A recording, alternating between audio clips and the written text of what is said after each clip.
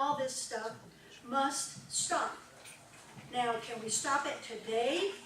Probably not, but we are working on doing that. And the most important thing I think that we can do is have a real say in what goes in those textbooks and what gets in front of those children. My representative told me that the textbooks, to have a textbook in Tennessee, they have to put up $1 million bond. And there's only a few companies, namely Pearson. You're exactly right. That so can then afford the bill that. changes that. It's $1,000 bond now. That would be a very big improvement. That's Thank exactly you for right. supporting What will that. happen is that will encourage more publishers, smaller publishers, who may indeed, and probably are, more conservative than the publishers that are able to fork over $1 million. Because a lot of the publishers are owned by Pearson. Understand that the Textbook Commission has had this form for a generation. For a generation. In this video or not.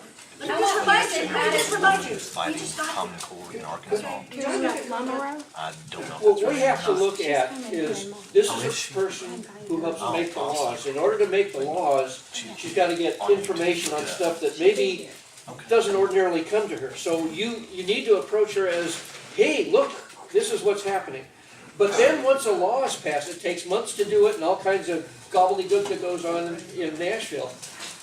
That's the legislative branch. The people who run the schools are the administrative branch. So you've got to go through all kinds of bureaucracy to get where you need to be. And she's kind of the person that just points the direction that the governor then has to follow. And you have all kinds of people with various interests that may not be the same as what the law was passed. So inform her as you are doing a good job of. But then we have to also look at how these things are administered and stay on top of your local folks too. Because some of that deviation from what she's perceiving happens between her and your kids. Well, let me just make a for instance. When we first rolled out, when the Department of Education first rolled out the teacher evaluations, at the briefings for those teachers, the teachers were told that the whole point of the teacher evaluation was to find the 4s and 5s and knock everybody else out, and what we were trying to do was just put everybody on a year-to-year contract. So that the process was designed to have teachers fail. I called, when I found that out, because they did that in Nashville at Lipscomb University, where they were doing these briefings. I called the Commissioner of Education. I said, whoever is doing that, whoever is saying that, you fire them today. You get their rear end out of there. They are lying to these teachers and creating failure. It was terrible. That's why I talk about implementation with fidelity and integrity. And if you don't have that, you're going to get exactly what you are experiencing. So what I'm saying is, tell me about it so I can tell on you. I've probably taken up too much time and everybody's now totally and completely bored. Oh, no. Oh, me, not? Stay longer, we'll turn up the fire. God bless you. God bless you. Thank you for being here. Okay, here's one more. We just have time for a couple more. We're told that there is a shortage of workers with the skills needed by businesses in Tennessee, yet the diploma project has increased graduation requirements in the areas of math and science at the expense of the vocational classes. Do you feel that vocational classes should still have a place in our schools? Oh, Lord God in heaven, we are putting so much emphasis on CTE. We just had a conference in Nashville, hundreds of people devoted to career and technical education. If there's anything that this governor understands, is that if we want Volkswagen to stay here, we've got Beretta coming, I might tell you that was a great thing, that if we want other manufacturers to come to Tennessee, we have to have a workforce ready to go. And so not to have career and technical education would be like shooting ourselves in the foot. No. We understand this very well. CTE has a place in our high schools and it will continue. And it will continue improving as well. should every graduate in Tennessee need to be able to do calculus or trigonometry to get a diploma? I had a retired teacher come to my office who, she was elderly and very, very sweet. And she sat down and we were sitting there together and she says, you know, high school students shouldn't take chemistry. And they shouldn't. No, she says, it's too hard. It's boring. They shouldn't have to take chemistry because it's too hard. And the guy who was with her, who was an educated man, said, that's right, they don't have to take chemistry. I mean, all they're gonna do is, all the guys are gonna do is drive logging trucks, and all the girls are gonna do is marry the guys who drive the logging trucks.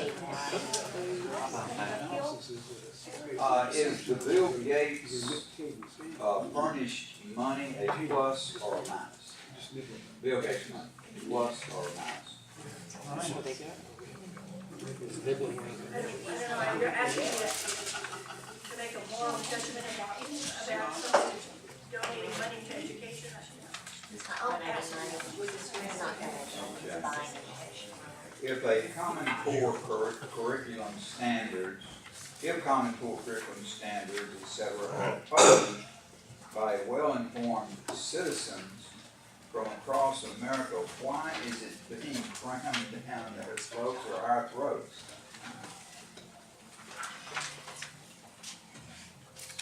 I think that was more a comment than it was a question. Sounds like a good question to me.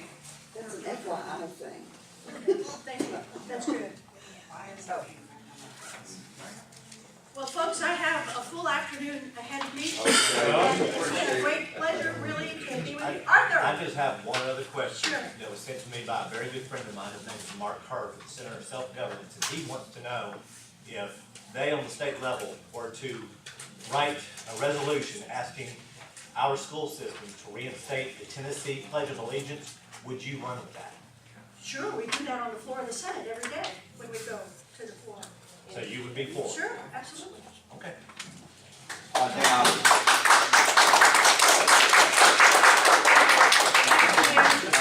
I'm sure that anyone that has questions that were not asked, if you just go on the website I'm sure you've been there, Tennessee legislation, and go to the Senate members, Senator Gresham's email address is there, so we could email any And I have address. some cards, which has my cards.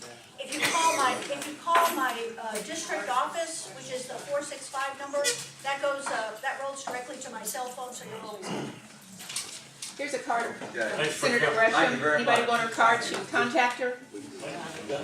Got it. I got one other thing. I'm sorry. All right, for those of you who are interested in, if any of you are interested in detail in what was in the social studies textbook, Kathy and I both participated in the screening of those books, and I was one of the people who testified to the textbook commission meeting. So I have a bunch of materials I didn't bring with me, but I can give you a very quick briefing right now, or if you want at some other time, I could give a more detailed one. What So- social studies Pardon? textbooks, are there new textbooks coming out? Okay, well, all right, let me just take 5 minutes. All right. What happened? Every 6 years, every 6 years, Tennessee scans and sets up and approves a whole new set of textbooks.